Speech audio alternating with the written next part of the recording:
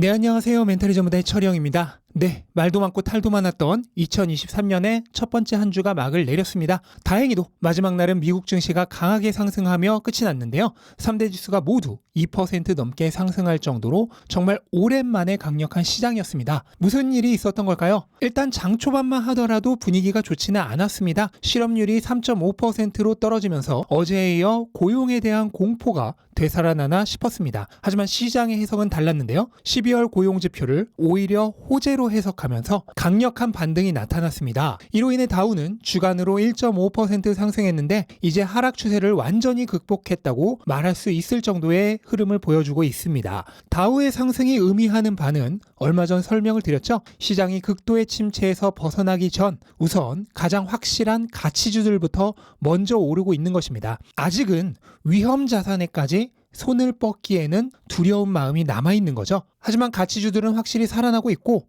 이것이 조금 더 진행되면 분위기가 바뀌면서 위험자산 선호 심리도 따라서 상승하게 될 것입니다. S&P도 주간으로 1.5% 상승했는데요. S&P 경우는 아직 하락 추세를 벗어나지 못했습니다. 하지만 다우의 분위기를 생각했을 때 다음 차례는 S&P가 될 것입니다. 물론 이번 턴에 하락 추세를 깰 수 있을 거라 장담하지는 못합니다. 이전 바닥이 마지막 바닥이었다는 말도 못합니다. 하지만 한 가지 확실한 것은 추세는 바뀐 다음에야 바뀐 것을 알 수 있고 그때는 이미 늦었다는 사실입니다. 단기적 가격을 예측하려고 하기보다는 기업의 가치를 측정하고 자신이 측정한 가치보다 현재 가격이 낮다면 리스크 평준화하면서 꾸준히 돈을 자산으로 전환하라고 지속적으로 말씀드리는 이유입니다. 나스닥은 주간으로 1% 상승하며 주 초반의 하락세를 만회했습니다. 하지만 아직까지는 약세가 지속되는 모습을 보이고 있고요. 나스닥은 현재 모멘텀이 많이 상실된 상태입니다. 다만 만스닥이 강력한 지지선으로 작용하고 있어서 추가적인 하락은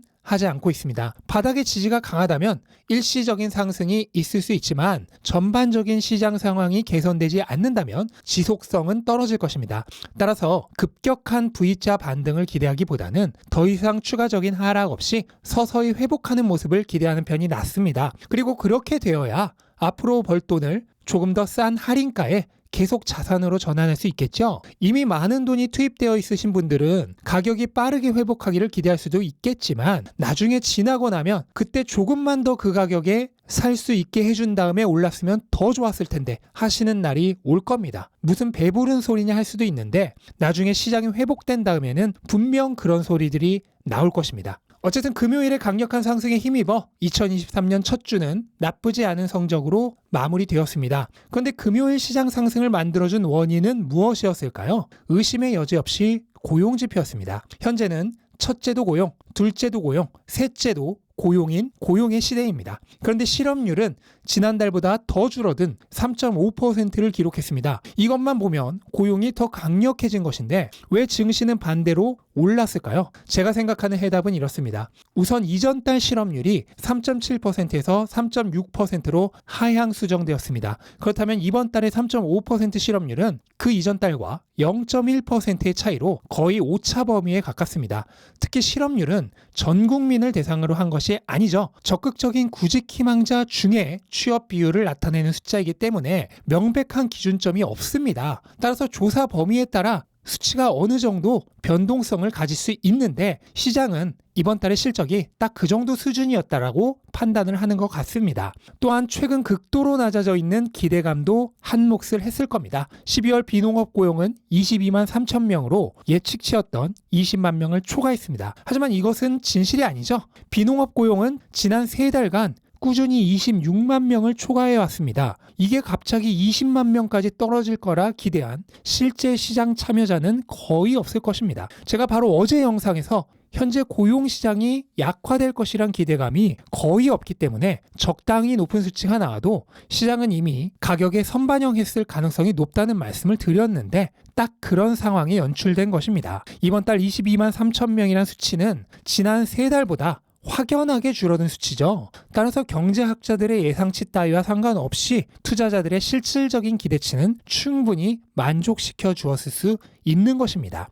그리고 마지막으로 시장에 가장 강력한 호재로 작용한 것은 임금 상승률입니다. 전월 대비 시급 상승률이 0.3% 올라서 최근 기록들 중에서 가장 낮은 수준을 유지했고 기대치보다도 낮았습니다. 임금 상승률이 둔화되었다는 것은 향후 인플레이션에 대한 기대치가 낮아지는 것을 의미하죠. 시장에는 확실한 호재입니다. 그런데 이게 전월 대비 기록으로만 보면 잘 체감이 안 되지만 전년 대비 기록으로 보면 확실하게 체감이 옵니다. 12월 임금 상승률은 전년 대비 4.6%로 최근 1년 반 중에서 가장 낮은 수치입니다. 또한 추세적으로 확실하게 하락 추세가 눈에 보이실 겁니다. 그러니까 임금 상승률이 둔화되었다는 게 확인이 된 거죠. 그런데 의문이 생길 겁니다. 실업률은 여전히 낮고 고용도 잘 되는데 왜 임금 상승률은 둔화되고 있을까요? 답은 간단합니다. 고소득직은 줄었고 저소득직이 늘어나고 있기 때문입니다. 이번 달 22만 3천 건의 고용 중 무려 절반이 접객 위주의 서비스 업종의 고용입니다. 반면 아마존, 테슬라, 메타 같은 고소득 기술직 기업은 현재 해고가 줄을 잇고 있죠. 따라서 고용은 증가하고 있지만 고소득이 줄고 저소득이 늘어나면서 임금 상승률이 둔화되고 있는 것입니다. 그리고 이러한 임금 상승률 둔화가 시장을 안심시키는 이유가 된 것이죠. 임금 상승률이 낮아진다는 얘기는 기업들의 인건비 부담이 줄어들고 있다는 뜻입니다. 따라서 비용이 감소하고 수익은 증가합니다. 또한 기업들이 제품과 서비스에 무리한 인건비 정가를 하지 않으니 인플레이션이 낮아집니다. 또한 소비자들은 지출 여력이 줄어드니 역시나 인플레이션이 낮아집니다. 최종적으로 금리를 낮추는 요인이 되는 것입니다. 또한 현재 고용시장의 상황이 경기가 연착륙으로 가는 신호라고 생각하는 투자자들도 많은 것 같습니다. 실업률은 여전히 낮은 상태를 유지하며 전반적인 고용시장은 견고합니다. 하지만 고소득이 줄고 저소득자가 늘어나며 임금 상승률은 둔화됩니다. 이렇게 될 경우 시장 전체의 체력은 충분하게 유지가 되면서 인플레이션은 일어나지 않고 경기 침체가 경착륙이 아닌 연착륙으로 끝날 것이라는 기대가 살아나고 있는 것이죠.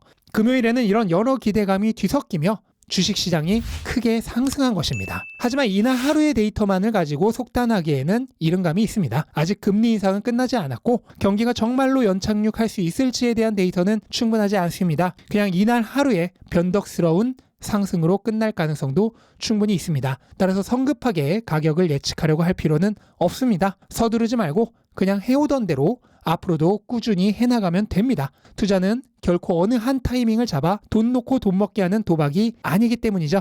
네, 그리고 이날 정말 화려한 무빙을 보여준 주식이 하나 있는데요. 바로 테슬라입니다. 테슬라의 주가는 장 초반 무려 7%나 하락하며 최근 1년 반 내 최저치인 101.8달러를 찍었습니다. 백슬라가 위태로운 상황이었는데요. 이후 강력한 매수세가 들어오며 이마를 했는데 2.5% 상승으로 마무리했습니다. 저점에서부터 치면 무려 10%가 올라서 마무리된 것입니다. 테슬라가 장 초반 100달러 근처까지 하락했던 이유는 중국에서 들려온 할인 소식 때문이었습니다. 사실은 중국뿐만 아니라 여러 나라에서 동시다발적으로 할인을 발표했습니다. 한국을 포함한 여러 국가에서 대략 10% 정도 가격을 인하했는데요. 그런데 중국의 비중이 워낙 중요하다 보니 아무래도 관심은 중국의 가격으로 쏠릴 수밖에 없었습니다. 테슬라는 중국에서 전 모델의 가격을 평균적으로 10% 초반대로 인하했습니다. 이에 따라 가장 싼 모델인 모델 3 후륜고등의 경우 33,000달러 정도로 가격이 내려왔고 중국의 베스트셀러인 모델 Y 스탠다드의 경우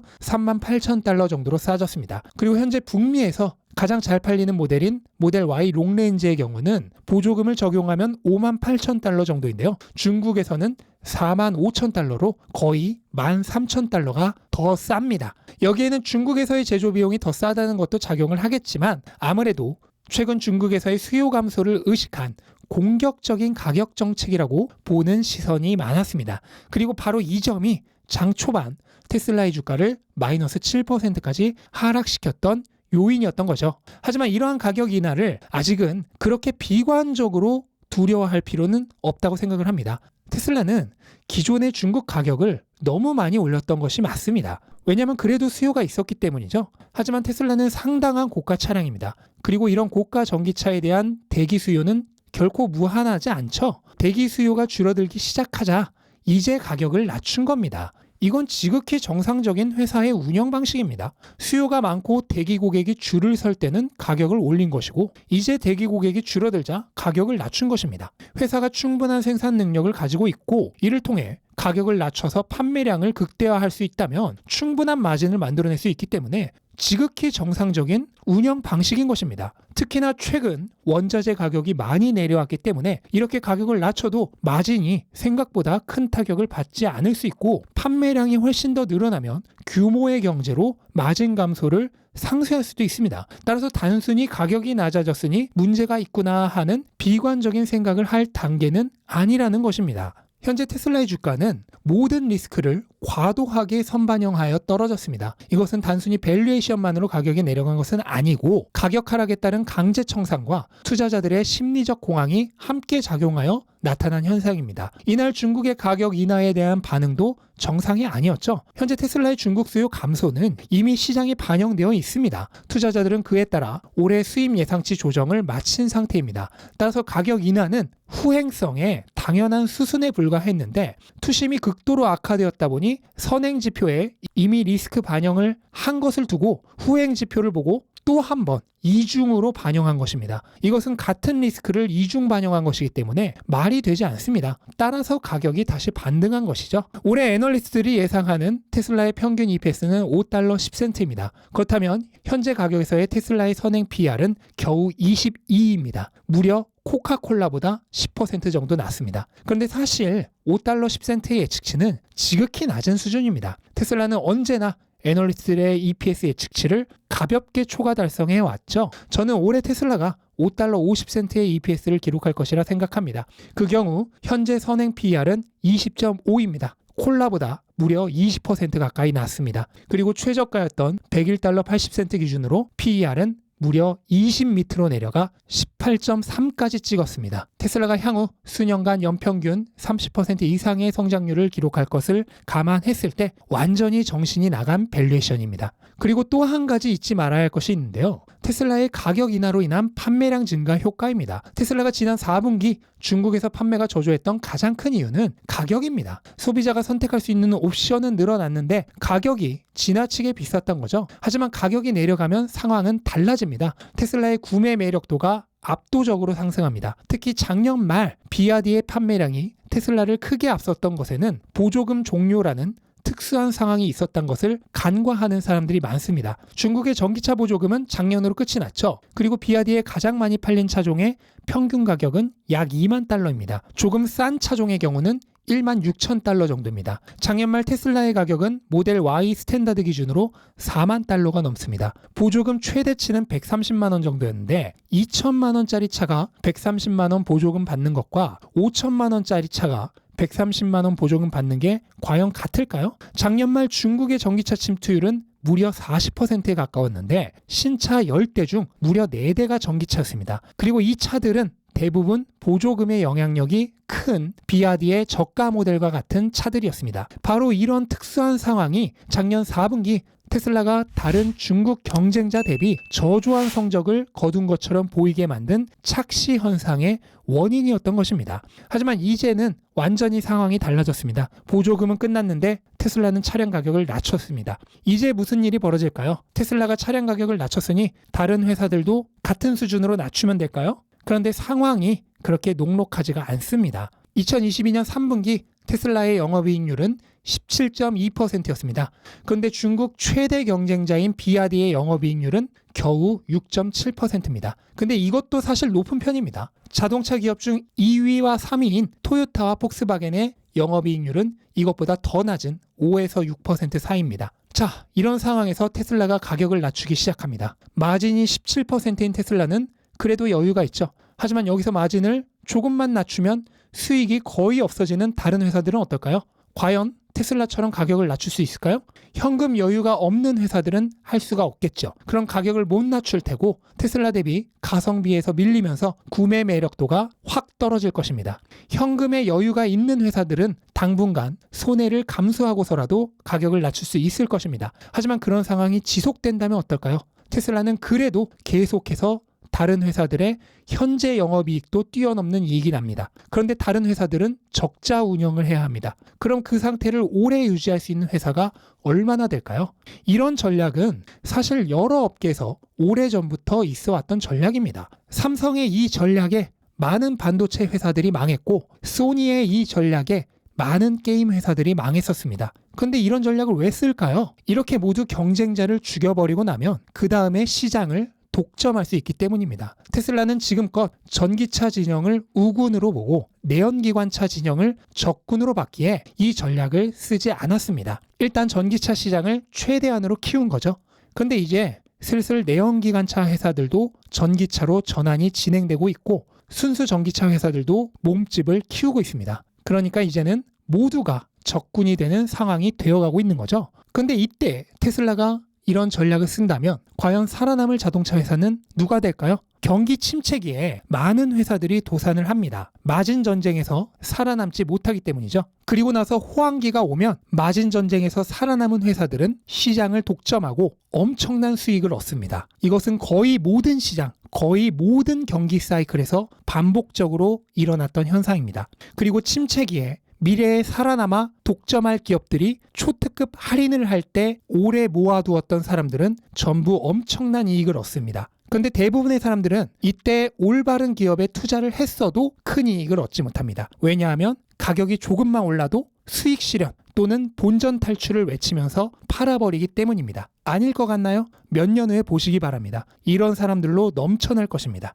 그리고 그렇게 되는 이유는 간단합니다. 가치가 아니라 가격만 보기 때문입니다. 그리고 미래를 보지 못하고 오로지 지금 눈앞만 보기 때문입니다. 테슬라의 현재 가격은 여러 차례 말씀드렸듯 이미 밸류에이션 영역을 벗어났고 모멘텀은 완전히 무너진 상태입니다. 정상적인 가치 판단이 아니라 광기와 패닉 그리고 강제 청산에 지배당하고 있는 가격입니다. 그런데 이런 상태는 한번 모멘텀이 붕괴되었기에 바로 회복되는 것은 쉽지 않습니다. 조금 더 시간이 필요합니다. 따라서 당분간은 지금과 같은 상황이 조금 더 오래 반복될 수 있다는 것을 인지하고 있는 편이 좋습니다. 만약 회사 측에서 자사주 매입 같은 주가 부양책을 발표한다면 회복을 조금 더 빠르게 할 수는 있습니다. 특히 현재의 가격이 무너진 심리에 의한 영향이 크다는 것을 감안한다면 꼭 자사주 매입이 아니라 하더라도 투자자들의 기대 심리를 회복시키고 추가적인 강제 청산이 일어날 가능성에서 벗어난 가격대까지 끌어올리는 것도 필요한 상황입니다.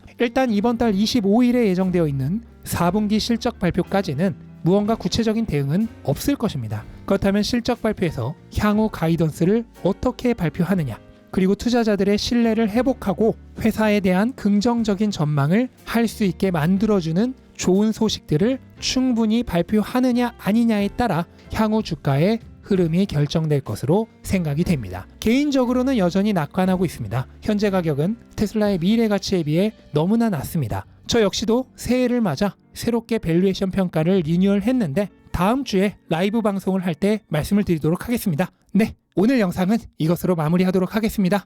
2023년 첫 번째 한 주 함께 하시느라 고생 많으셨습니다. 주말 동안 편하게 쉬셨으면 좋겠습니다. 영상 도움되셨다면 구독과 좋아요 부탁드리고 즐거운 주말 보내시기 바랍니다. 감사합니다.